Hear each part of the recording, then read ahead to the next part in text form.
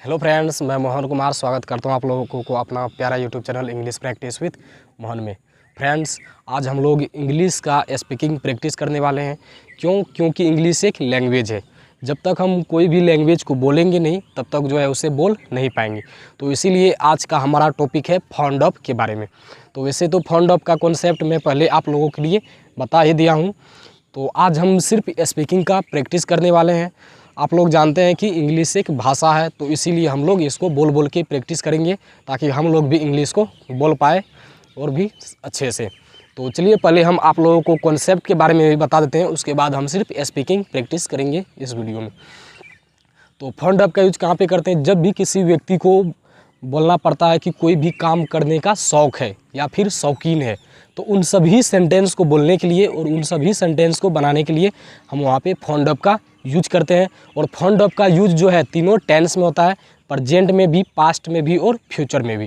Present में is am are होता है, पास्ट में वाज वर और फ्यूचर में विल बी।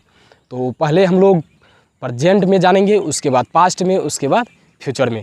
तो प्रेजेंट का सिंपल स्ट्रक्चर होता है सब्जेक्ट इज एम आर, यानी सब्जेक्ट के अकॉर्डिंग ही इज आएगा या फिर आर आएगा या फिर एम आएगा। यानी जैसा सब्जेक्ट रहेगा उसके अकॉर्डिंग हेल्पिंग वर्ब आएगा, जैसे कि मैंने आप लोगों के लिए पहले बता दिया हूँ। यानी सब्जेक्ट इज एम आर, उसके बाद फाउंड ऑफ, उसके बाद वर्ब फोर, उसके बाद ऑब्जेक्ट जिसे हम लोग अदर्स वर्ड्स भी कहते हैं। और इसी का नेगेटिव स्ट्रक्चर क्या होगा? Subject is am are not found of verb four object. Interrogative structure जैसे हम एस नो क्वेश्चन पूछते हैं वो वाले, is am are subject found of verb four object. और इसी का इंट्रोगेटिव नेगेटिव स्ट्रक्चर होगा is am are subject not found of verb four object. Double interrogative structure होगा W H word is am are subject found of verb four object. Double interrogative negative structure होगा W H word is am are subject not found of verb four object. तो ये तो रहा सभी का structure जो कि हम प्रेजेंट में बोले हैं। तो प्रेजेंट के जैसा ही पास्ट होता है और फ्यूचर होता है। जहाँ पे इज एम आर है प्रेजेंट में तो वहाँ पे पास्ट में वाज वर हो जाएगा, और जहाँ पे इज एम आर है प्रेजेंट में वहाँ पे विल भी हो जाएंगे फ्यूचर में, जैसे कि मैंने आप लोगों के लिए पहले भी बताया था। तो इस क्लास में हम लोग इस वीडियो में सिर्फ हम लोग स्पीकिंग का प्रैक्टिस करने वाले हैं। तो फिर से मैं आप लोगों को एक बार फिर से याद दिला दूं कि फाउंड ऑफ का यूज कोई भी काम करने का शौक़ है या फिर शौकीन है तो उन सभी सेंटेंस को बोलने के लिए करते हैं। जैसे कि मुझे पढ़ने का शौक़ है, I am found of reading. मुझे पढ़ने का शौक़ नहीं है, I am not found of reading. क्या मुझे पढ़ने का शौक़ है? Am I found of reading. क्या मुझे पढ़ने का शौक़ नहीं है? Am I not found of reading.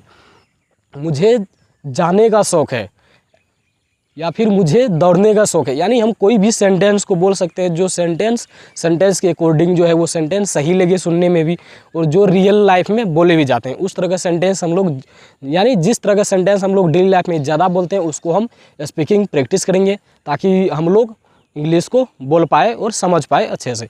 जैसे मुझे दौड़ने का शौक़ है, I am found of running. मुझे दौड़ने का शौक़ नहीं है, I am not found of running. क्या मुझे दौड़ने का शौक़ है? Am I found of running.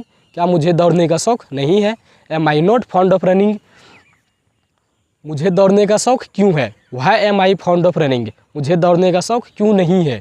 Y am I not found of running. मुझे दौड़ने का शौक़ कब है? When am I found of running. तो ये प्रेजेंट में था, उसी का पास्ट क्या हो जाएगा? वहाँ पे जहाँ पे इज एम आर था वहाँ पे सिर्फ वाज वर बोल देंगे। जैसे मुझे दौड़ने का शौक़ था, I was found of running. मुझे दौड़ने का शौक़ नहीं था, I was not found of running. क्या मुझे दौड़ने का शौक़ था? Was I found of running. क्या मुझे दौड़ने का शौक़ नहीं था? Was I not found of running. मुझे दौड़ने का शौक़ क्यों था? Why was I found of running. मुझे दौड़ने का शौक़ क्यों नहीं था? Why was I not found of running.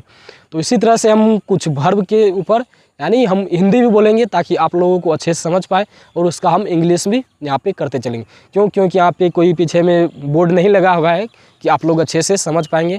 तो इसलिए मैं हिंदी भी बोलूँगा और इंग्लिश भी उसका ट्रांसलेट करता चलूँगा ताकि आप लोगों के लिए आप लोग अच्छा से समझ पाए।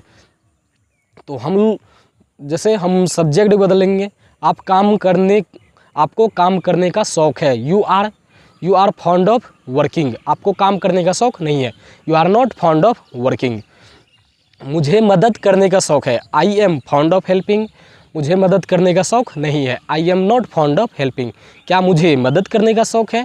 M I fond of helping, मुझे मदद करने का शौक़ था। I was fond of helping, मुझे मदद करने का शौक़ नहीं था। I was not fond of helping, क्या मुझे मदद करने का शौक़ था। Was I fond of helping, मुझे पढ़ने का शौक़ था। I was fond of reading, मुझे पढ़ने का शौक़ नहीं था। I was not fond of reading, मुझे अंग्रेजी बोलने का शौक़ है। I am speaking English, I am fond of speaking English, क्या मुझे अंग्रेजी बोलने का शौक़ है। Am I fond of speaking English, मुझे अंग्रेजी बोलने का शौक़ नहीं है। I am not fond of speaking English, मुझे अंग्रेजी सीखने का शौक़ है। I am fond of learning English, मुझे अंग्रेजी सीखने का शौक़ नहीं है। I am not fond of learning English, क्या मुझे अंग्रेजी सीखने का शौक़ है। Am I fond of learning English, क्या मुझे अंग्रेजी सीखने का शौक़ नहीं है। Am I not fond of learning English. तो इसी तरह से हम कई वर्ब को और कई सब्जेक्ट को बदल के स्पीकिंग का प्रैक्टिस कर सकते हैं।